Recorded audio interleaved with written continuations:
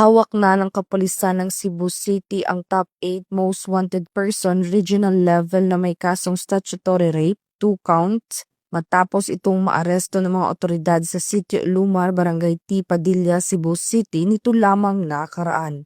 Ayon kay Police Major Alvin Bagnol Ingeto, Station Commander ng Police Station 1 Cebu City Police Office, bandang alas 2 ng hapon nang maaresto ng kapulisan ng wanted na suspect na si alias Kuya Kaisler, 25 anyos at residente ng nabanggit na lugar.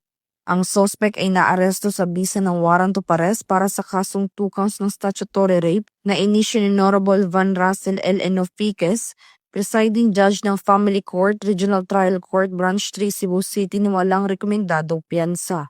Samantala, kasalukuyang nasa kustodiya ng Police Station 1 ang suspect para sa dokumentasyon at tamang disposisyon. Magandang araw sa ating lahat.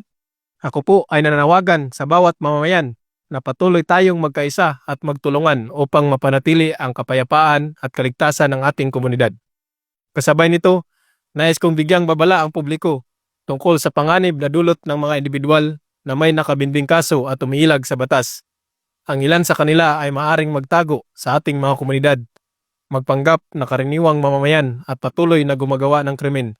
Dahil dito, hinikayat namin ang lahat na maging mapagbatyag at iwasan ang pakikipag-ugnayan sa mga kahinahinalang tao. Hinihikayat din namin ang buong komunidad na aktibong makipagtulungan sa kapulisan. Ang agarang pag-uulat ng impormasyon tungkol sa mga kahinahinalang individual o nagaganap na krimen ay malaking tulong sa aming operasyon.